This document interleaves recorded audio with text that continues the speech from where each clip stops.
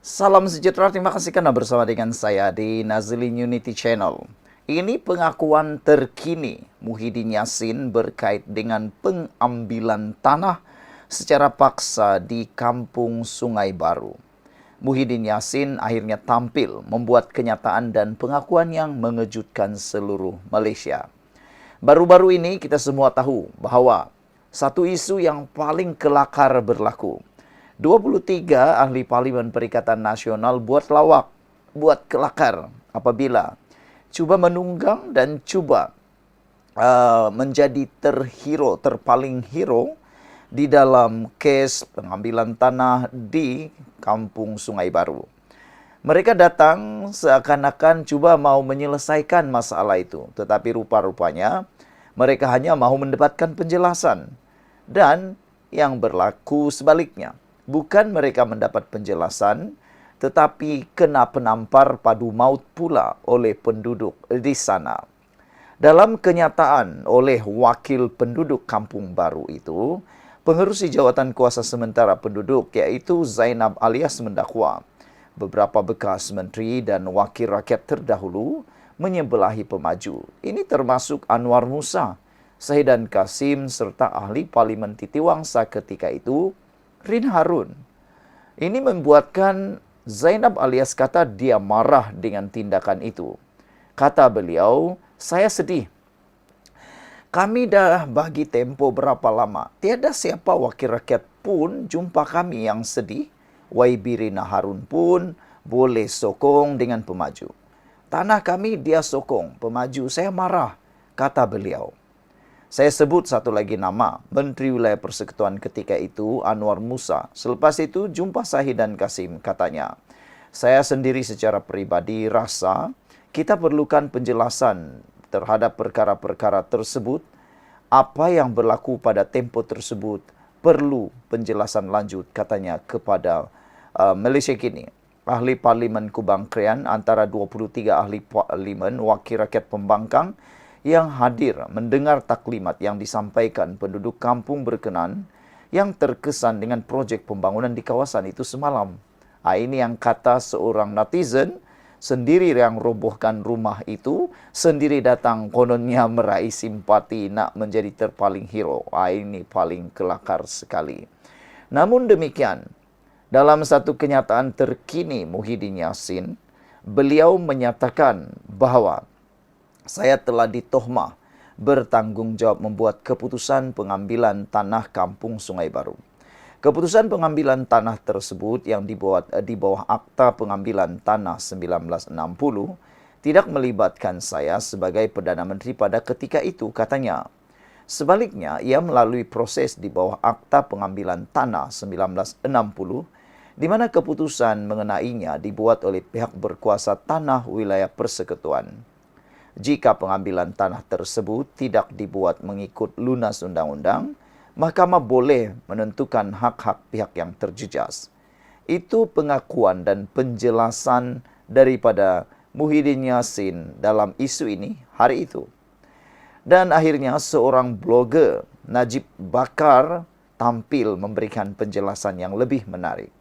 Tan Sri Muhyiddin Yassin buat kenyataan media menafikan beliau bertanggungjawab dalam isu pengambilan tanah Kampung Sungai Baru. Dari maklumat penduduk di sana seperti dalam laporan berita, mereka menamakan 3 orang yang menyebelahi pemaju. Bekas ahli Parlimen Titiwangsa, Rin Harun, 2 orang menteri wilayah, Anwar Musa dan Sahidan Kasim. Muhyiddin berkata sebagai Perdana Menteri, keputusan pengambilan tanah itu tidak melibatkannya. Keputusan dibuat oleh pihak berkuasa tanah wilayah persekutuan. Tapi, semestinya Menteri Wilayah yang kena sign.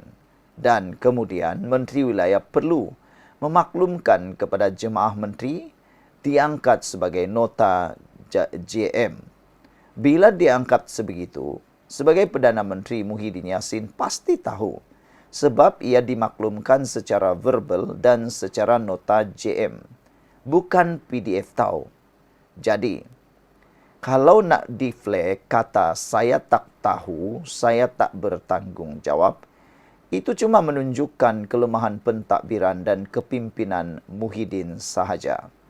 langsung tidak melambangkan penjanaan kewibawaan pihak beliau. Dan satu lagi, lebih penting, yaitu perkara pengambilan tanah ini berlaku di zaman Perikatan Nasional. Situ duduk, kalas, kata Najib Bakar, 13 April. Sekian dulu untuk kali ini. Jangan lupa tinggalkan komen Anda, tekan butang subscribe. Bye-bye. Salam sejahtera, terima kasih karena bersama dengan saya di Nazilin Unity Channel. Ini ialah keputusan terkini daripada polis berkait dengan kes penjual belon dan di BKL. Pastinya keputusan kali ini menggemparkan semua orang.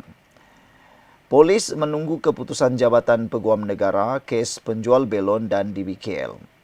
Baru-baru ini yang paling menarik perhatian kita ialah tularnya satu video yang menganalisis perbualan Abang Belon dan geng-geng backupnya. Dalam video itu kelihatan beberapa pempengaruh politik, beberapa orang peguam, seorang peguam dan juga seorang doktor yang cuba backup, cuba mempertahankan Abang Belon. Tetapi yang menjadi penelitian netizen ialah beberapa pergerakan anggota tubuh badan Abang Belon yang meragukan. Kata netizen, kalau betul-betul dia mengalami masalah tulang belakang yang dikatakan oleh doktor swasta tersebut berpotensi atau berkemungkinan boleh menyebabkan kelumpuhan kekal, kata mereka mustahil Abang Belon boleh bergerak sesuka hati. Tapi dalam video itu entahlah Abang Belon tanpa sengajakah ataupun secara sengajakah atau tanpa sedarkah dia sampai terbaring-baring menggayakan aksi beliau kononnya bergelut dengan penguat kuasa di BKL. Akhirnya netizen menularkan video itu yang mana memalukan diri sendiri Abang Belon. Begitu juga dengan doktor yang bersama dengan Abang Belon. Kata mereka, kalau betullah dia cedera, kenapa sampai boleh bergolek-golek pula seperti itu? Ada pula netizen yang sampai memberikan bukti. Mereka pun pernah mengalami masalah yang disebut itu T12 comprehension. Kata mereka, kalau betullah itu yang berlaku, kata mereka, tak mungkinlah Abang Belon boleh melakukan aksi baring tiarap-tiarap itu, kata mereka.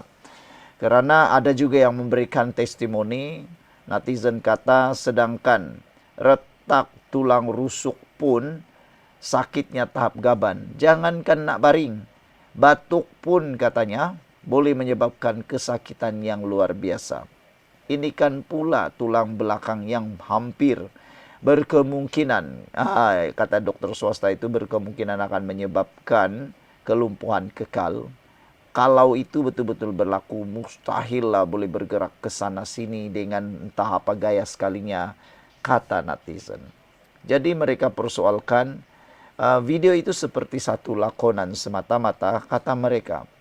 Polis masih menunggu keputusan daripada Jabatan Peguam Negara bagi tindakan lanjut berhubung kes seorang penjual belon selepas terbabit dalam insiden pergelutan dengan pegawai Dewan Bandaraya Kuala Lumpur di BKL pada 28 Mac lalu.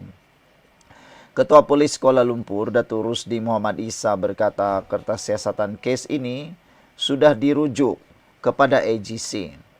Katanya dalam tempoh itu, polis membuka kes di bawah Seksyen 186, Seksyen 325, Seksyen 506, Seksyen 505 dalam kurungan B, Kanun Keseksaan serta Seksyen 233 Akta Komunikasi dan Multimedia 1998.